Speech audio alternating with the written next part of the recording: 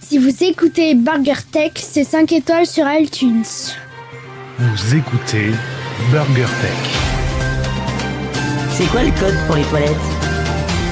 L'information chaude servie rapidement par John et Punch. Ouais. Nous sommes le 190e jour de l'année, et dans 31 jours, c'est le 9 août 2018. Tu connais l'histoire du poisson sportif? C'est un poisson qui mettait un short? Mais non, c'est un poisson qui vivait dans la marathon. Un morceau de news, une tranche de high-tech et quelques dés de What the fuck. Salut Gaëtan. Salut Cédric. Comment ça va? Comment ça va bien? Ah bah écoute, ça va bien. Je sais pas si ça va durer longtemps, mais ça va bien. Comme tu peux voir. Ça faisait un petit moment? Ça faisait un long moment d'ailleurs, c'est pour ça que le décor a un petit peu changé, parce que beaucoup de déplacements, beaucoup de déplacements, voilà, donc forcément un petit peu moins de temps pour enregistrer des Burger Tech. Mais tu vois, on prend un petit moment là, on se pose à l'hôtel tranquillement, on essaye de démonter les lampadaires pour bien se faire éclairer le visage, et allez, c'est parti pour un enregistrement. Donc Burger Tech, c'est toujours le cul entre deux chaises, hein, à savoir un petit peu de journalisme et un petit peu de déconnade. On sait pas trop où se positionner. Non. Et puis j'appelle Gaëtan. Beaucoup de déconnade. Et j'appelle Gaëtan, je lui fais allez, c'est bon, c'est parti pour un nouveau numéro. Donc là on est à l'épisode 31. Numéro 31. Effectivement depuis un petit moment on n'avait pas fait d'épisode, puisqu'en plus moi j'avais pour ma part subi un petit problème technique, puisque je n'avais plus de connexion internet, donc c'était compliqué d'enregistrer avec des talkie-walkie. Ah bah c'est ça, hein, toujours essayer de trouver le moins cher, ben forcément, le moins cher n'est pas forcément le meilleur. Ça n'a rien à voir du tout. C'est même pas ça. Merci Monsieur, qui? tu es médisant. Bon allez, sans autre forme de procès, comme diraient certains. Certains, exactement. C'est parti pour un nouveau numéro. Par les news. Ouais. On va commencer, s'il te plaît, on va commencer par le service conso. Le service conso, c'est un petit peu notre service de relation avec vous auditeurs sur Podcast Addict, sur iTunes, mais également sur Podmust, là où vous allez faire des upvotes pour nous positionner comme quoi en disant oui, on aime bien Burger Tech et on veut qu'il soit encore plus connu. Donc rendez-vous sur podmust.com, vous recherchez Burger Tech et vous mettez une petite flèche vers le haut et ça nous fait des points supplémentaires. Il n'y a rien à gagner. Absolument rien. Pour nous non plus d'ailleurs. Nous sommes toujours présents sur YouTube, sur la chaîne Cédric Abonnel. Ça tombe bien, cette chaîne n'est pas monétisée, donc vous pouvez y aller, il n'y aura pas de pub. S'il y a de la pub, c'est pas pour nous. C'est le seul podcast où on vous donne des sous. On va peut-être pas exagérer non plus. Bon, très bien. Allez, on va passer sur les news directement. C'est bon, maintenant, t'as fait ton tour de... Il n'y a rien de plus sur iTunes. Il n'y a pas de nouveaux commentaires. Il n'y a pas de... Alors, sur Twitter, il y a eu quelques tweets depuis maintenant 2 semaines. Ça fait 15 jours qu'on n'a pas fait de numéro. On va pas tous les reprendre. Donc, on va juste se focaliser sur iTunes. Rien de plus, rien de neuf. N'hésitez pas à laisser un petit commentaire, s'il vous plaît, pour dire ce que vous pensez de Burger Tech. Même si... Ah si, tu m'avais envoyé un petit mail... Attends. Si, il y avait un petit mail que tu m'as fait suivre concernant quelqu'un qui avait découvert Burger Tech en vidéo. Ça te parle ou pas? Tout à fait, oui. Attends que je retrouve. Je t'avais dit que c'était vachement sympa. Qu'est-ce que j'en ai fait? Ah bah c'est du propre, tu conserves pas mes mails comme ça? Ouais, j'ai regardé votre dernière émission, vous aviez fumé de l'herbe ce jour-là, avec un smiley. Mais au moins, ça fait du bien de voir des gens qui se marrent, qui ne stressent pas pour l'audimat. Même si vous ne gagnez pas des millions avec cette émission, vous rigolez, et il n'y a rien de mieux à notre époque. Signé Marcel. Merci Marcel. Voilà, merci beaucoup. N'hésitez pas à nous faire des commentaires comme ça. On cherche pas à faire du pognon, on va se faire connaître. C'est juste à se faire marrer, et puis si quelqu'un peut nous écouter, ben c'est tant mieux pour... Exactement. Tant mieux pour nous, et surtout pour vous et auditeurs. Et poditeurs. Allez, les news maintenant. Ouais, allez, c'est parti. On va éviter de faire 1 heure d'émission comme on a pu faire jusqu'à présent. Tu veux commencer? Parce que t'as pas assez de batterie. J'en ai 3. D'accord. Vas-y, attaque. Ah, j'attaque, d'accord, très bien. Tu te souviens, au début de l'année, on avait parlé d'une application qui permettait de géolocaliser les militaires. Tu te souviens de cette application, comment elle s'appelait?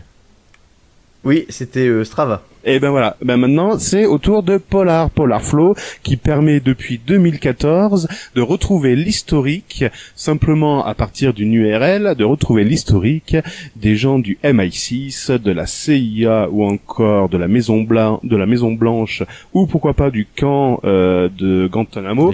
Voilà, de retrouver en fait le tracé. Et la DGS en France. De retracer le parcours de ces chers joggers. Donc allez faire du sport, on vous suit à la trace. Qu'est-ce qui s'est passé réellement? Les gens qui utilisaient cette application, donc la fameuse application Polar, ont bien spécifié à Polar qu'ils ne voulaient pas que leur tracé soit partagé avec d'autres utilisateurs, sauf que Polar n'en a fait pas écho et a simplement répertorié tous ces parcours par une simple URL. Donc on peut y retrouver le parcours des gens du MI6 en Angleterre depuis donc je disais 2014. C'est magnifique. Oui, alors c'est pas les gens du MI6, c'est des gens qui couraient à proximité de la NASA, de la NSA, de la Maison Blanche, etc. Donc on peut ce qui laisse penser que c'est des gens qui travaillent. Ouais, point de départ voilà. MI6, point d'arrivée MI6. Oui, d'accord. Tu veux quoi de plus? Ça peut être le facteur. Oui, bien sûr. J'ai recommandé. Ah, attendez, vous avez oublié de signer le truc, je reviens, faut signer le dépôt. Voilà. Donc c'est bien, allez courir, mais sans votre application, sans votre bracelet. Très bien. Et en tout cas, je te remercie d'avoir pris ma première news, comme ça au moins, j'ai pas besoin de la faire. Je t'en prie, c'était gratuit. C'est gratuit. Citroën, la marque aux losanges. Oui, qui a sorti le modèle Pipo, Citrono Pipo, oui. Alors. Non, qui lance des lunettes Citroën. Bon, de mieux en mieux. Les Citroën. Alors, il y a un jeu de mots, mais à l'oral comme ça s'entend pas, surtout avec mon accent anglais. Donc, Citroën lance un modèle Citroën SEE-TOREN. Et ce sont quoi? Ce sont des lunettes contre le mal des transports. Elles font quoi? Donc c'est... Pardon? Elles font quoi? Elle évite de te filer la gerbe quand tu es en voiture et que tu ne conduis pas, que tu es en train de lire ou regarder une vidéo sur ton téléphone ou faire ce que tu veux qui donne la nausée. Tu sais, le fameux mal des transports.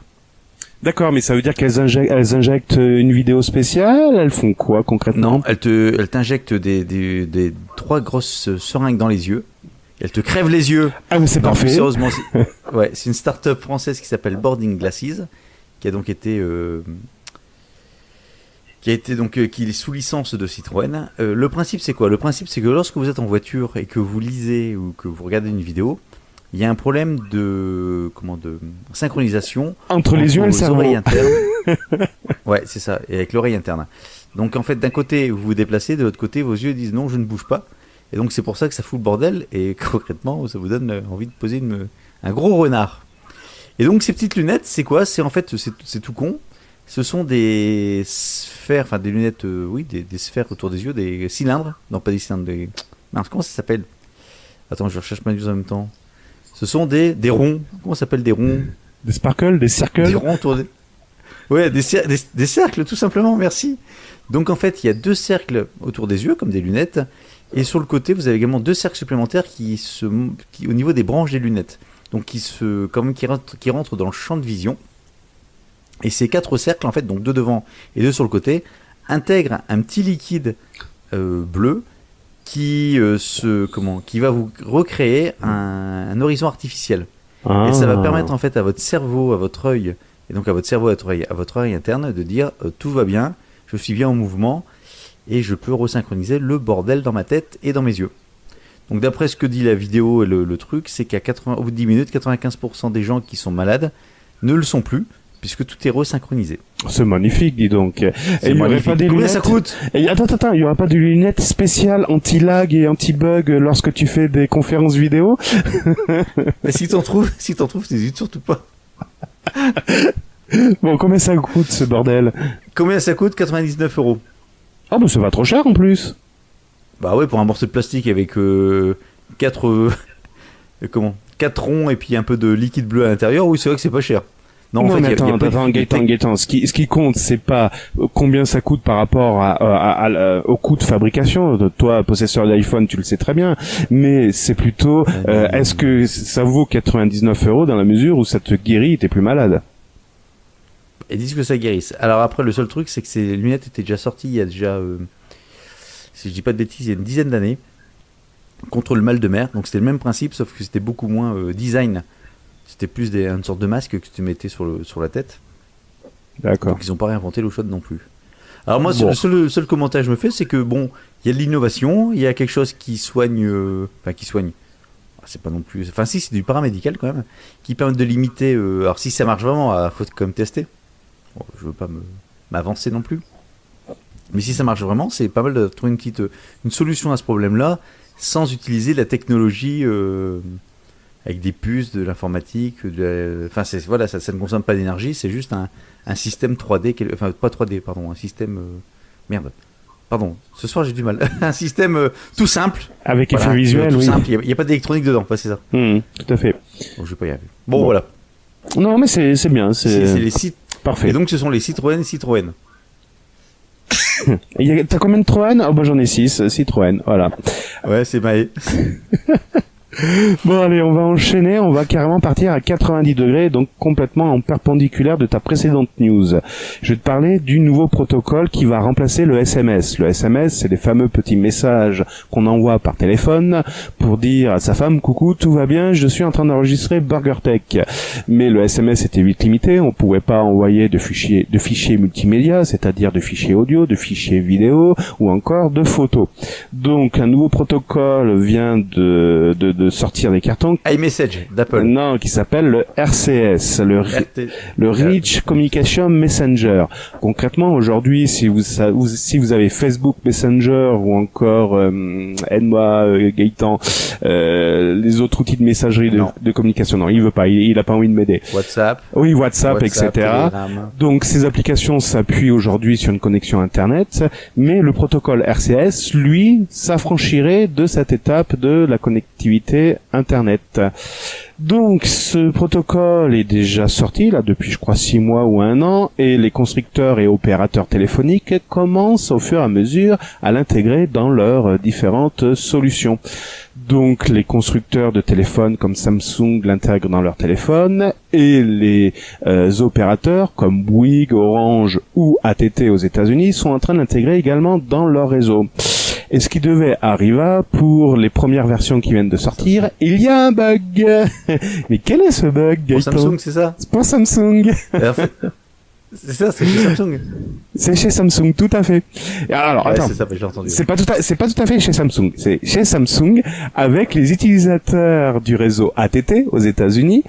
Les usagers de l'opérateur se sont vus, ont vu leurs photos privées diffusées d'un seul coup à leur répertoire. Contact. À leur contact. Alors, chose encore plus étrange, quand ils ont consulté dans un message envoyé l'historique des messages envoyés, il n'y avait absolument rien. En fait, ils se sont rendus compte parce que leur contact les a avertis en disant, dis donc, j'ai reçu des photos de toi, provenant de toi.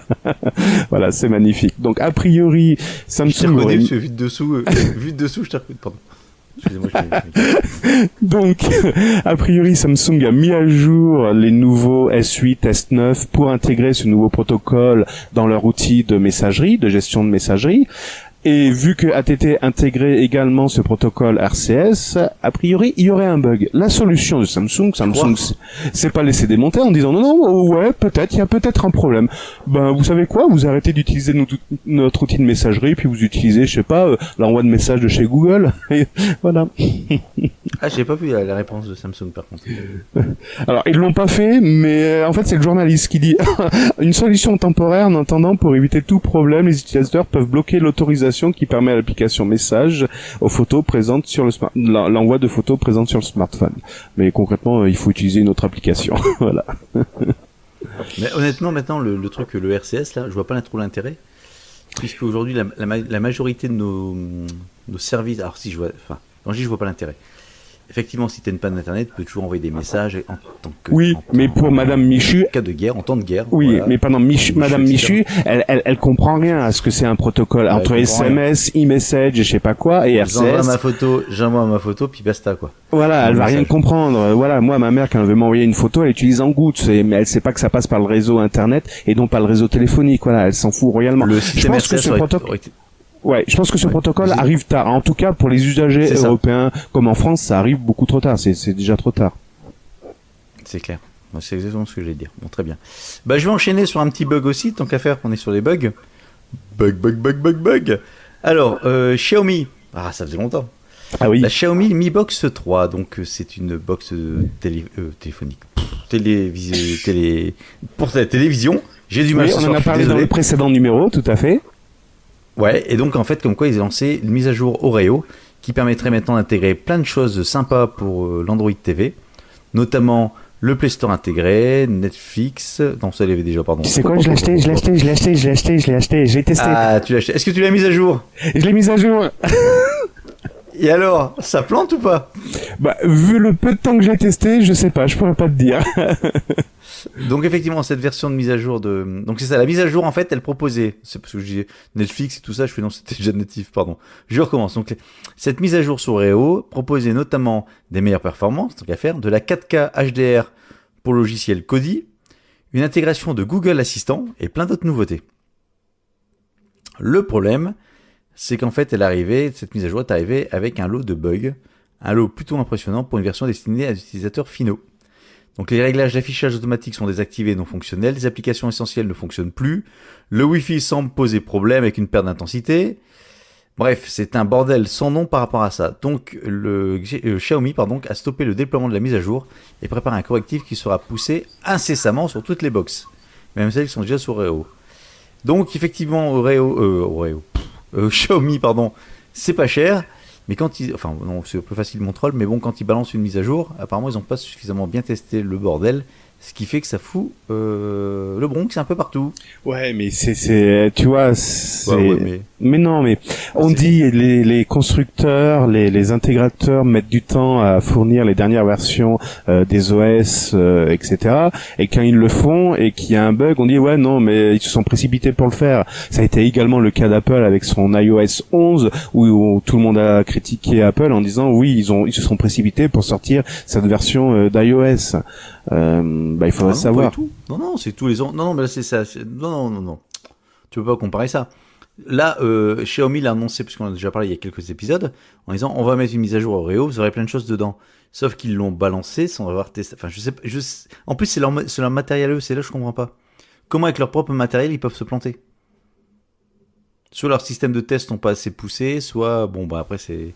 Oui, ils se sont précipités. Bon, c'est pas grave en soi, mais c'est un peu.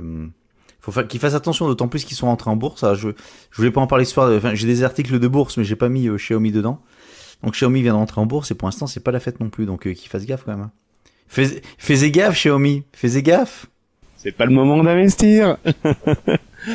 Et oui, c'est l'été, les introductions en bourse se précipitent, et c'est également l'été où on a le plus de morts. Et tu sais qui on enterre là en ce moment? Attends, Johnny c'est fait. Ouais. Lynn Renault, elle tient encore debout.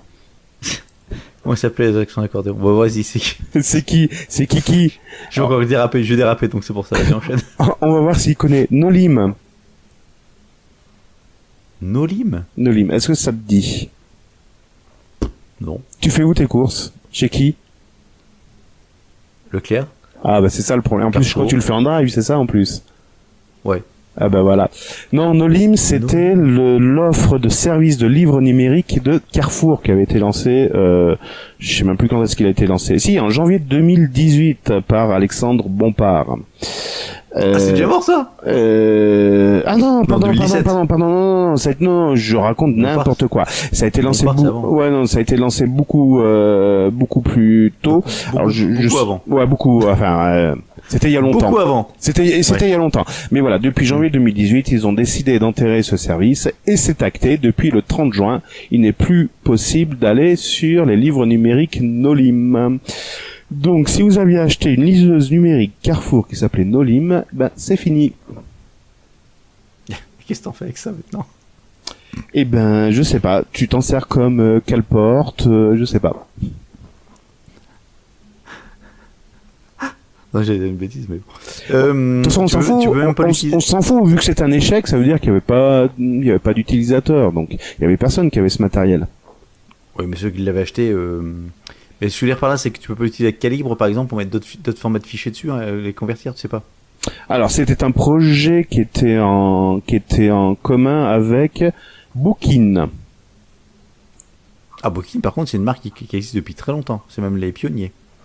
Et ben voilà. Donc, Pas pour les numériques. donc en fait, les comptes Nolim sont en train de migrer vers Booking Store. Qui après seront migrés vers Kobo, qui lui-même sera racheté par Amazon. Amazon. Voilà. La boucle est bouclée.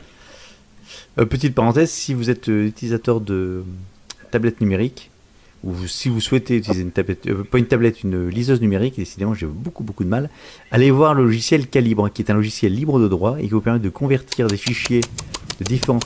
Quoi ? Il ne permet pas que de faire ça, oui. Bon, c'est un logiciel gratuit, et ça vous permet de récupérer des fichiers dans un format propriétaire de certaines liseuses pour envoyer vers d'autres liseuses, notamment sur le Kindle d'Amazon. C'est le format Mobi, et vous pouvez récupérer des fichiers ePub et les convertir vers Mobi. Voilà. Alors, effectivement, ça permet peut-être de récupérer des livres piratés, mais si vous avez acheté un livre sur une liseuse et que vous voulez vous changer de liseuse, et ben vous vous retrouvez coincé alors que vous avez acheté les droits de ce livre. Donc là, vous pouvez les convertir et vous êtes enfin, je pense, sauf erreur de ma part, Si, tu peux. vous êtes dans vos droits. Ah, non. T'es pas tout à fait dans ton droit dans la mesure où... Ouais, bah, Mais non. moralement, vous êtes dans vos droits. Moi, je vous le dis. Mais non, parce que tu désassembles un logiciel, un fichier protégé. Donc, bon. Bah, de toute façon, si vous l'avez déjà acheté une première fois, vous l'avez lu, donc on s'en fout, vous n'avez plus besoin de le convertir. Le droit à la copie Bon, voilà, privée, donc tu Calibre, sais, non, mais disparaît Calibre, de plus en c'est plus. Hein. Ouais, mais même Calibre, c'est un très bon logiciel pour gérer vos bibliothèques, etc. Bref, ce n'était pas le sujet. Bah tiens, comme on était sur le livre, hein, donc on parlait de la Kindle, donc on va rester sur Amazon. Donc Amazon, donc service de vente en ligne, a été maintenant signalé comme vendant des objets un peu touchy, voire gravement dérangeants, voire totalement à côté de la plaque. Auprès de qui ? Puisque... Pardon ? Auprès de qui ils ont été signalés ? Auprès de qui ? Auprès de ma blonde, qui fait bon. Bah, auprès des autorités, tout simplement, puisqu'en fait, il y a des objets nazis qui étaient vendus publiquement sur Amazon. Donc, c'est l'Action Center on Race and the Economy and the Partnership of Working Families. T'as la réponse, hein ? Qui ont mené l'enquête à propos d'objets nazis et autres symboles d'extrême droite vendus sur Amazon. Oh putain.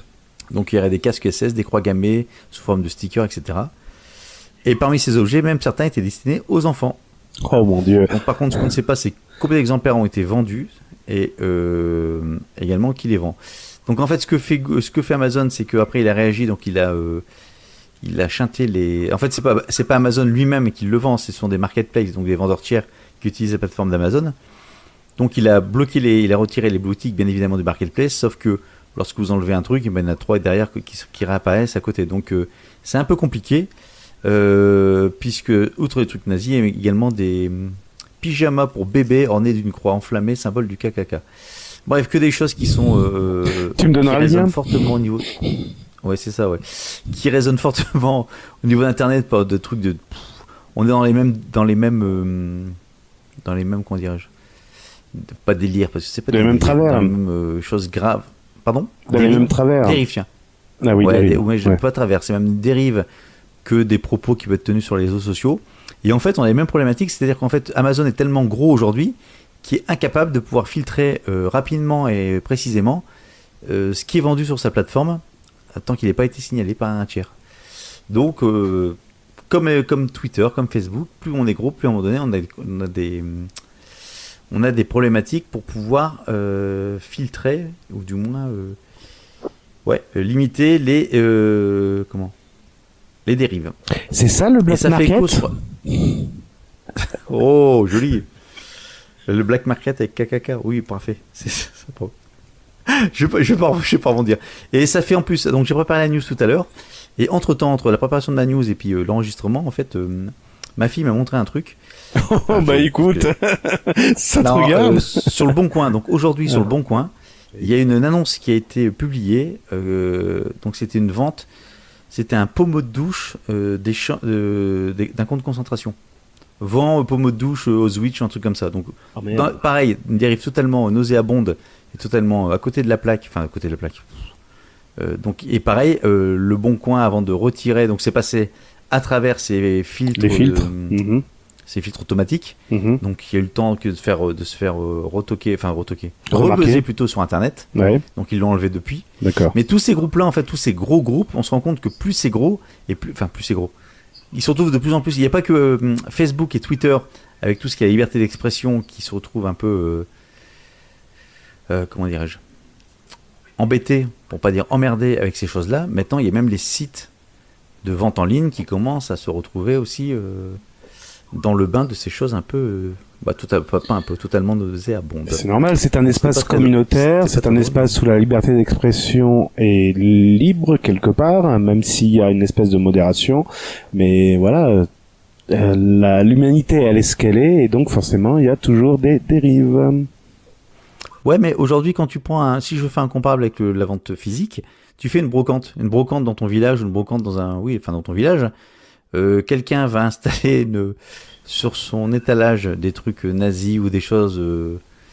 Ce sera la même chose. Il va le faire pendant une demi-heure et après il sera retoqué parce qu'il y a soit des agents de représentants de la loi qui passeront ou quelqu'un qui les recadreront. Mais voilà, c'est toujours le même. Ouais, mais ce sera une demi-heure, un quart d'heure ou une demi-heure. Et puis quelqu'un pourra même lui dire, monsieur, vous l'enlevez ou sinon je vous fracasse la tête. Enfin bon, là, on est quand même.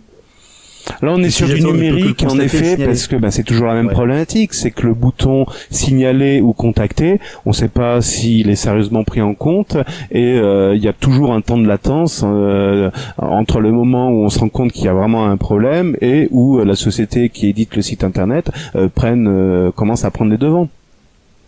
C'est vrai que bref, ça part en couille. Voilà, c'est vrai que Internet permet d'aller très vite pour faire des conneries, mais ne permet pas forcément d'aller très vite pour corriger les conneries. Ça, on est d'accord. La preuve, Burger Steak, ça fait déjà 31 numéros que ça dure. Exactement. Qui va nous arrêter? Allez, viens me chercher. Viendez. Et en plus, on fait notre promo. Mais je vous jure, c'est inadmissible. Ils devraient pas continuer, ces gars-là. Ça fait 10 ans qu'ils nous saoulent avec leur Play Store, leur Apple Store, leur App Store. Alors oui, surtout que j'ai fait une grosse connerie la dernière fois, j'ai dit Apple Store, mais c'est pas du tout Apple Store, c'est App Store qu'on dit. Les Apple Store, c'est les magasins physiques. Et tu m'as même pas repris. Non mais franchement, t'es pas un vrai fan d'Apple, hein. Ça me faisait plaisir, t'étais content de toi, c'était... Donc quand il s'agit du magasin numérique, on dit App Store. Voilà, ça y est, c'est corrigé. Bon, ça fait 10 ans que Mais qu'est-ce qu'ils vendent? Ils vendent même drôlement bien, fichtre. Ils vendent plus que le magasin d'Android. Il y a moins d'applications, mais ils vendent plus. Bon, bref. Et d'ailleurs, quelles sont les applications les plus vendues depuis 10 ans sur l'App Store? Je sais pas regarder. J'ai vu la news, je savais que t'allais la reprendre, donc j'ai pas ouverte. Eh ben, en numéro 10, on retrouve QQ. QQ. Si, l'application QQ. Tu te rappelles de ACQ? Ah oui. Ouais. Eh ben en fait voilà, c'est une application chinoise pour les utilisateurs chinois, mais vu qu'ils sont très nombreux, eh ben forcément, il est rentré dans le top 10 des applications les plus achetées sur l'App Store. En numéro 9, on retrouve Kawaii. Pareil, une application chinoise. Alors je te raconte pas le numéro 1. Bon, je redescends comme ça. En numéro 8, on retrouve HBO. En numéro 7, on retrouve une application de chez Baidu. Alors je sais pas comment ça se prononce, Ikiyi. Ça doit être une plateforme d'achat et de vente. En numéro 6, Line. Donc toutes des applications en fait qu'on connaît pas en Europe et surtout en France. Jamais entendu parler. Mais là, ce qui devient intéressant, c'est que les 5 premières applications, ça nous fait un peu plus référence. Par exemple, en numéro 5, une application préférée de Gaëtan, c'est Tinder. J'étais sûr de me sortir un truc comme ça. Tu nous en touches de mots, non? Non, en numéro 5, donc Tinder. En numéro 4, c'est Tencent Video. Pareil, une application chinoise. En numéro 3, Pandora Radio, qui est une application de web radio vachement connue aux États-Unis. En numéro 2, Spotify. Et en numéro 1, Netflix. Netflix et Spotify. En fait, donc les deux applications les plus vendues, ce sont des trucs de streaming. Exactement, C'est même du pas une Netflix. application, c'est juste une plateforme de streaming. Ouais. Voilà, l'audio en numéro 2 et la vidéo en numéro 1. Après, en application... Enfin, ouais, après, je pense que Ouais. tu faisais ça il y a 3 ans, c'était l'inverse, mais bon, c'est pas... Oui, bon, après, voilà. Peut-être que l'audio était devant le machin. Et en Est-ce que, tout de suite, par rapport à... Oui. Oui, si, pardon. Vas-y. Oui, c'est simplement, je voulais rebondir sur les applications gratuites, parce que là, je vous ai fait les applications payantes. En application gratuite, en fait, on va retrouver 4 éditeurs, la suprématie de 4 éditeurs. On va retrouver des applications de chez Facebook, de chez Google, de chez Microsoft, de chez Snap et de chez Tencent, les fameux éditeurs chinois. Donc allez, on va vite, Donc là, on va vite. Ça fait 5. Oui, 5, excuse-moi, mais Tencent, vu qu'on les utilise pas en France, on connaît pas. Donc je vais vite faire le tour. 4 achetés, le 5e offert. Voilà, on va vite faire le tour. En fait, on retrouve Skype, Snapchat, Google Maps, WhatsApp, Instagram, YouTube, Facebook Messenger et Facebook. Voilà le tiercé. Donc on se rend compte quand même que la majorité, enfin que le marché chinois, Oui, je suis est quand là. même un marché considérable pour les vendeurs et les Ah. constructeurs. Enfin pour les constructeurs, donc les constructeurs et les vendeurs et surtout aussi pour les développeurs d'app. C'est ça que je voulais dire. Faut que je D'accord. dorme un peu avant Burger Tech. Tout se mélange dans ma tête. Allez, next. Ok, je vais rester sur ma précédente news concernant le fait de pouvoir filtrer un peu les contenus par rapport, donc on parlait d'Amazon avec les ventes les ventes de produits nazis, ou avec des commentaires Twitter ou Facebook qui n'ont pas leur place là où ils sont. Et ben vous savez que sur YouTube, enfin tu sais, je sais pas pourquoi je te vois. Ah si c'est bien, on va se vous voyez. On va vous voir. Bonjour, Oh là là. comment allez-vous? Bonjour cher. Gaëtan, comment allez-vous? Donc en fait tu sais que sur YouTube, et je pense même que tu es bien placé pour le savoir, il y a un truc qui s'appelle Content ID qui permet de filtrer les droits d'auteur par rapport à des musiques. Comment dire, je me Notamment. suis fait striker, mais sévère. Bon. Et en fait, il y a une mésaventure qui est arrivée à Paul Davids. Paul Davids. Donc c'est un guitariste très populaire sur YouTube, qui est à peu près à 600 000, si je dis pas de bêtises, 630 000 abonnés. Et en fait, donc il crée ses propres compositions de guitare qu'il crée et qu'il publie sur YouTube, tout simplement. Et 2 ou 3 ans après... Je pense que l'histoire que tu vas raconter va ressembler à celle de Bruce également. Tu sais, le YouTuber qui fait y penser. Ah bah je sais pas, je la connais pas cette news. Eh ben, vas-y, Bref, termine donc, et lui, je rebondirai. Donc lui, il a reçu en fait une notification de YouTube, comme quoi il était contrevenu au droit d'auteur puisqu'il avait volé, il avait utilisé un morceau qui ne lui appartient, dont les droits dont il n'était pas propriétaire des droits. Je vais y arriver. Sauf que ce morceau, c'est lui qui l'a composé. Alors, En fait, qu'est-ce ce qui qui s'est s'est passé, passé c'est que donc il a créé ce morceau il y a plus de 2 ans. Quelqu'un l'a récupéré, l'a mis sur Spotify, YouTube, etc. Donc il ne sait pas qui, il ne sait pas comment. Et donc YouTube a dit ah mais ce morceau-là, il est référencé par cette nouvelle personne. Donc celui qui l'utilise, donc en l'occurrence l'auteur, le vrai auteur, a dit non mais vous monsieur, vous avez volé les droits, donc on vous démonétise. Donc il a pu prouver quand même par A plus B que c'était lui qui était propriétaire des droits. Et le problème qui se passe, c'est qu'en fait sa vidéo était antérieure à la vidéo suivante des gens se réclamant de droits. Ah non, mais c'est même pas une question d'antériorité. aussi. Je vais te laisser terminer, mais c'est même pas une question d'antériorité. Vas-y, je te laisse terminer. Bah c'est tout, j'ai fini. Ah d'accord, ok. Bref, donc, pour résumer, je crée une belle chanson avec mon talent. Cédric me la pique, et puis voilà, je peux pas me faire payer. Non, c'est même pire que ça. Donc je vais rebondir sur Bruce Ben Amran, qui est Y penser sur... Je t'entends loin. Ah pardon, excuse-moi, je me rapproche du micro. Vous avez vu, j'ai un micro à la main ce soir, j'essaye de faire comme les pros. Mais sauf que si je m'éloigne du micro, forcément, il m'enregistre plus. Et Gaëtan m'entend plus non plus. Bon. Et ça nous fait des vacances. Parle-moi pas de vacances, s'il te plaît. T'as vu, on enregistre en pleine période d'été, c'est magnifique. Hein. Les auditeurs vont être ravis de nous entendre durant l'été. Ouais. On va faire un numéro près de la plage. Sur la plage d'ailleurs. On va faire un crocodile. Bon. Donc Bruce nous a averti il y a à peu près 24 heures qui disait qu'il y a quelques années, il avait été invité d'une émission sur France 5 qui s'appelait Allô Docteur. Il était invité pour présenter son livre, enfin bon, je sais plus quel était son livre, mais c'était pour présenter son livre. Tu vois à quoi correspond cette émission, Allô Docteur, non? Bah, c'est un truc où tu joues au docteur, c'est ça? C'est ça, exactement. Bon, donc durant l'interview, Bruce a échangé avec les présentateurs. Ben, je crois que c'est avec comment il s'appelle là, le docteur Michel Siemens. Ouais, voilà, exactement. Et donc durant l'interview, ils ont présenté des extraits de sa chaîne Y Penser, et notamment un extrait sur sa vidéo sur les bâillements. Je m'en souviens plus de cette vidéo, mais bon, pourquoi pas. Et là, qu'est-ce qui s'est passé? France Télévisions, enfin le network qui gère les vidéos de France Télévisions sur YouTube, a tenté de récupérer les droits sur cette vidéo et donc s'est fait striker sa vidéo. Parce que sa vidéo avait été un extrait dans Allo Docteur, l'algorithme de YouTube a fait le rapprochement entre cet extrait et son émission en lui-même, et en fait s'est fait piquer les droits par France TV. Donc tu vois, c'est même pas une question d'antériorité. Concrètement, c'est la loi du plus fort, c'est celui qui gueule le plus fort qui se ramasse les droits. C'est à bâbord qu'on gueule, c'est à bâbord qu'on gueule. Bon, depuis, Bruce a aussi gueulé et a pu récupérer les droits sur sa vidéo. Donc tu peux te faire, tu peux te faire piquer ta vidéo. Donc imaginons que BurgerTech, un extrait de BurgerTech sorte dans une vidéo sur France Télévisions. Ben France Télévisions derrière peut nous striker nos vidéos. C'est magnifique. Ils peuvent, c'est avec plaisir. Mais c'est normal que Bruce ait récupéré ses droits. Ah bah c'est quand même logique. Contenu original, voilà, mais bon. Ouais, c'était facile. Voilà, mais ça me fait une news. Ça te fait très bien.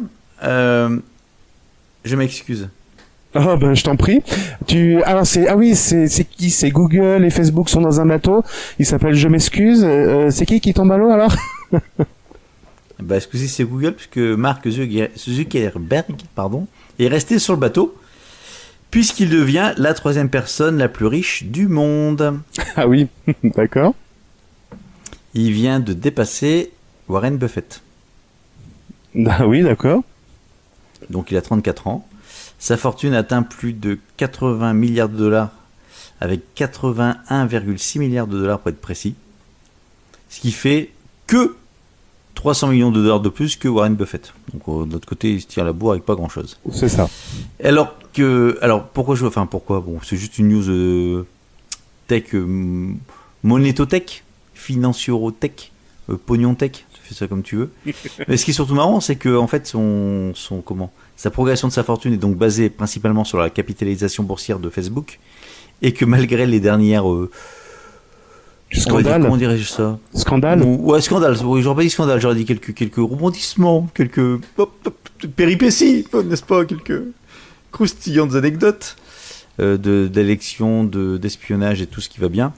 Et ben, ça n'a pas pour autant changé le cours de la bourse, puisqu'il continue à progresser.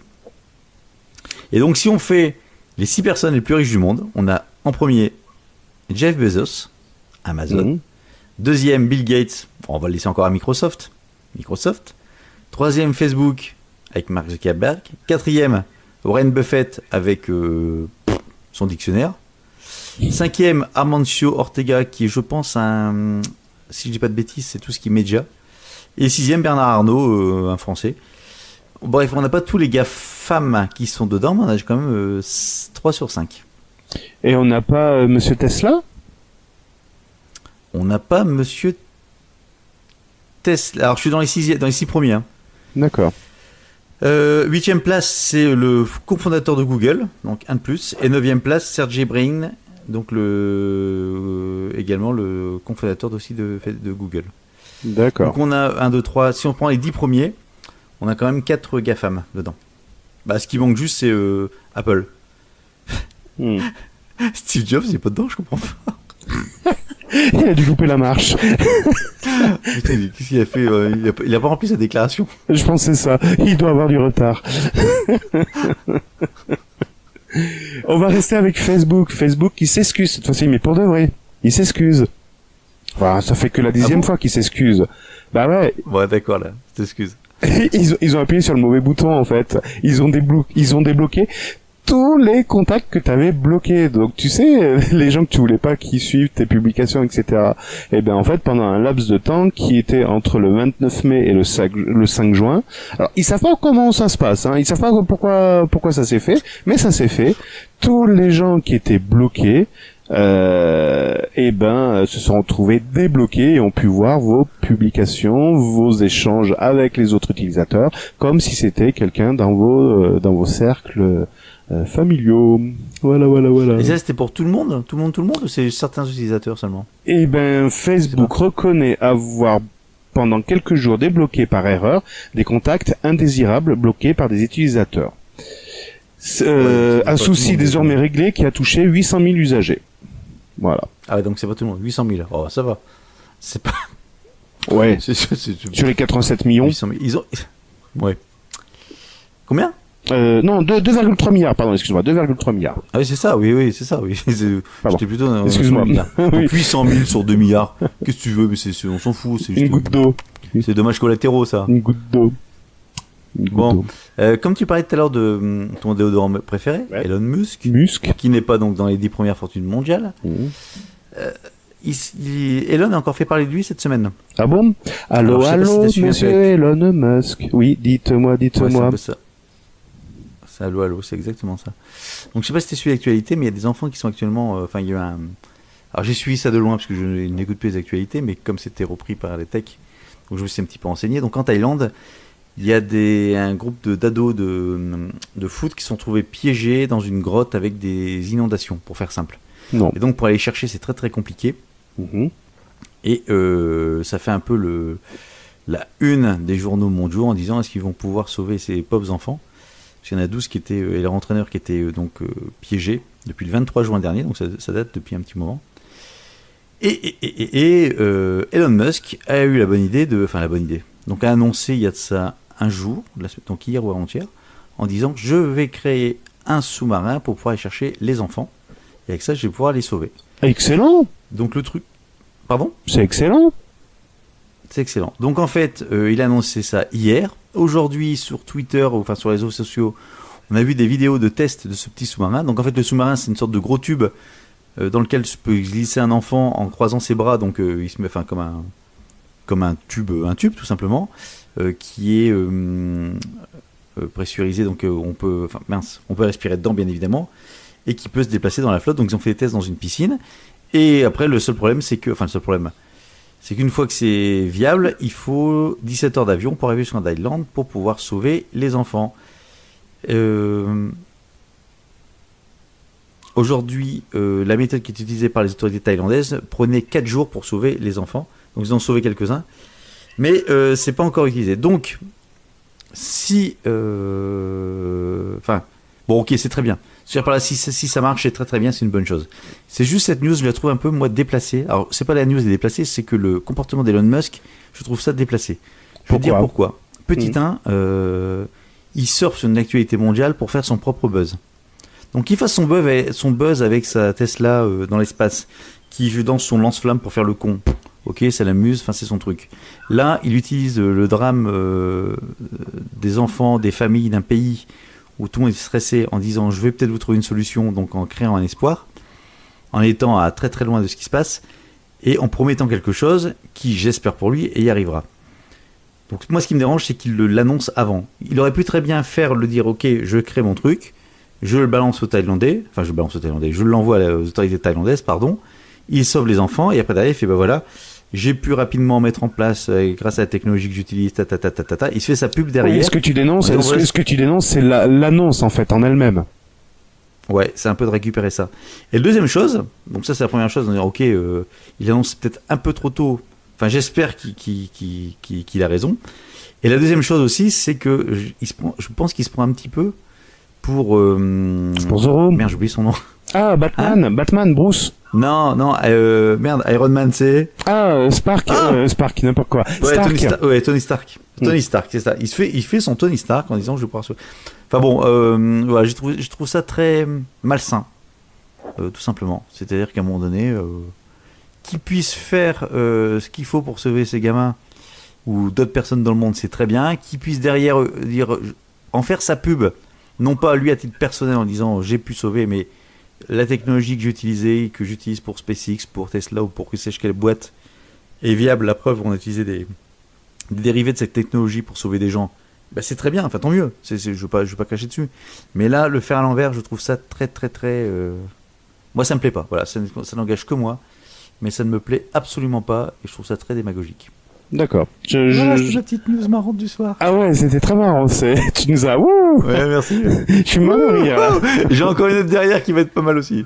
Bon, allez, on va bientôt conclure ce numéro de Burger Tech. Il fait très chaud dans la pièce où je suis, donc j'ai hâte de terminer. Et je vais terminer avec cette news qui va parler du RGPD, le règlement général de la protection des données, qui est mis en place depuis le 25 mai dans nos pays européens. Eh ben, il faut savoir qu'un État aux États-Unis, et pour ne pas les citer, la Californie, souhaite également le mettre en place d'ici le 1er janvier 2020. Mais je vous rappelle que la Californie, c'est le pays de Google, de Facebook, d'Apple. Donc, il va y avoir du changement. Oui, parce qu'en fait, s'ils se mettent à jour pour la Californie, ils se mettent à jour pour tous les États-Unis. Donc pour le monde entier, quelque part. Oui, en fait, on suppose que si la Californie commence à rentrer là-dedans, donc concrètement, ce que je voulais dire là-dedans, c'est que tous les géants de l'Internet, donc je vous ai dit Facebook, Google, etc., ont leur siège là-bas en Californie. Donc si la Californie commence à mettre en avant une loi équivalente au RGPD d'ici le 1er janvier 2020, ça veut dire que tous les utilisateurs de ces services vont pouvoir bénéficier de cette loi.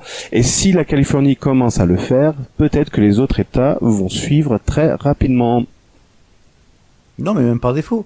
Ils vont pas mettre à jour une application uniquement pour un État. Ah non, tout à fait. Tout à fait, oui, mais après ils pourraient changer, si tu veux, ils pourraient changer d'État, ils pourraient changer leur siège pour éviter d'être soumis à cette loi.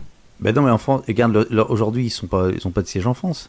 Leur siège, ils sont soumis à la règle française ou européenne pour pouvoir diffuser leurs services. Oui. Donc c'est juste là où leurs services sont utilisés où ils doivent être à jour. Tout à fait. Que là, si c'est la Californie, ça veut dire que c'est au moment de la diffusion de ce logiciel. Comment ça va se passer d'ailleurs ? Ben, il sera quelque part RGPD compatible. Enfin RGPD. Mais non, ça va pas aller. Par exemple, en Chine, ils en ont rien à foutre du RGPD et justement, ils appliquent les lois chinoises. Ouais, mais je pense qu'il y a des versions par pays. Je pense qu'ils ont des versions par pays, puisque quand tu te connectes sur un truc, à moins qu'ils s'amusent à partitionner leur application par État des États-Unis. Écoute, ça peut se faire, ou par ville, par ville, carrément, ce serait pas mal. Ouais, ou par code postal aussi, ou par adresse, père ou impair, par numéro de sécu. Allez, next. Google Duplex, donc lors de la dernière Google I.O., Google a présenté Google Duplex, qui est l'applicatif de Google Assistant qui pour prendre rendez-vous au coiffeur. Bah, par exemple, donc j'ai vu que tu avais testé que ça n'avait pas marché. C'est dommage. Ah oui, c'est facile ça. Je suis passé sur la tondeuse. Bref, qu'est-ce que je raconte ? Et donc de cette technologie, cette démonstration qui a fait couler beaucoup d'encre, puisque beaucoup se disaient mais ça fait flipper, ça fait passer pour quelqu'un d'humain. Donc depuis, ça a un peu évolué en disant que maintenant l'assistant se présenterait comme étant Google. Bonjour, je suis Google Assistant, je veux prendre rendez-vous. Et de cette technologie, de cette démonstration, en fait, on apprend que d'ici cet été, aux États-Unis, ça va être déployé. Donc c'est déjà plus près que prêt. Et le problème, c'est que ce que Google apparemment n'a pas anticipé, je dis bien apparemment, c'est que ça peut remplacer tout ce qui est call center, tous les centres d'appel qui embauchent beaucoup de monde, et donc ça pourrait faire un premier cataclysme de l'emploi par rapport à tous ces call centers. Et pour preuve, une compagnie d'assurance travaille déjà sur Duplex pour pouvoir gérer les appels simples et répétitifs, sachant que les trucs un peu plus complexes, là, seraient repris par de l'humain. Donc on aurait tout n'est pas remplacé par Google Duplex, mais on a déjà une première couche qui dégage, quelque part. Ils le font déjà pour les systèmes de chatbot où le premier contact se fait par robot, et en fait ils ont un catalogue de réponses, donc suivant les mots-clés que tu tapes, ils vont fournir la réponse par rapport à ce catalogue. Et si en effet si ta demande est trop complexe, ça bascule sur un humain. Sauf que le chatbox, c'est le client qui appelle. Là, le call center, c'est plutôt une démarche. Enfin, je pense que c'est pas les mêmes volumes d'activité, l'un et l'autre. Effectivement, tu as raison, mais je pense que c'est pas du tout les mêmes volumes d'appels ou les mêmes volumes financiers. À suivre, mais apparemment Google n'avait pas anticipé ça. Et je termine vite fait. T'as terminé toi ou pas ? Oui, j'ai terminé. Bon, j'ai une petite comme vite fait au niveau encore. Moi, j'aime bien la partie finance, hein, vous le savez. Sonos a déposé son dossier auprès de la SAC. C'est quoi la SAC? C'est quoi? Hein? C'est quoi? C'est la Security and Exchange Commission. Donc en fait, c'est tout ce qui est pour rentrer en bourse. Donc en Angleterre, aux États-Unis, puisque Sonos donc veut s'introduire en bourse pour pouvoir se développer. Et quand on s'introduit en bourse, on est obligé de donner ces chiffres. Et donc on apprend qu'en fait Sonos a généré en 2017 992 millions de dollars de chiffre d'affaires, soit 10% de plus que 2016, et qu'au 31 mars 2018, elle a réalisé 655 millions de dollars en 6 mois. En fait, c'est des trimestres décalés. Bref, soit 18% de plus que son précédent semestre. Donc Sonos est en train d'exploser, plus 10, plus 18, plus 20, donc se porte bien, on va dire, en termes de développement de chiffre d'affaires, ce qui est une très bonne chose. Et Sonos est une très grande marque des enceintes connectées pour ceux qui ne connaissent pas. Sauf que, en lisant un petit peu plus bas, en fait, on découvre qu'en 2017, donc avec 992 millions de dollars de chiffre d'affaires, elle a une perte nette de 14 millions de dollars. Ce qui en veut 2016, dire... cette perte était de 38 millions de dollars. Donc en gros, elle perd d'argent, elle en perd un peu moins qu'avant. C'est pas encore la panacée. Et au 31 mars 2018, son déficit cumulé atteint 175 millions de dollars. Ça veut dire que pour l'instant, elle fait des bons produits. Elle les vend quand même, je dirais pas cher, non, à un certain prix. Mais c'est pas pour autant qu'elle gagne de l'argent avec. Donc son introduction en bourse permettrait à un moment donné lui permettrait, si je suis toujours là pourtant, permettrait en fait de tout simplement d'avoir des moyens supplémentaires pour vendre beaucoup plus, et là à ce moment-là de passer de perte nette à du bénéfice, puisqu'en fait c'est du volume qui lui manque en termes de vente. Voilà pour ma dernière news que je voulais vous raconter pour cet épisode. Cédric, es-tu toujours là? Eh ben non, Cédric n'est plus là. Bon bah écoutez, je ne sais pas si Cédric est encore connecté ou s'il reviendra se connecter. Nous vous remercions d'avoir écouté ce 31e épisode de Burger Tech. Vous pouvez nous retrouver sur les différents réseaux sociaux, dont Twitter, @BurgerTech_FR. Et puis on vous dit à très bientôt pour un nouvel épisode de Burger Tech. À bientôt, salut. Burger Tech est également sur Twitter, @BurgerTech_FR. Et n'hésitez pas à partager cet épisode sur vos réseaux sociaux favoris.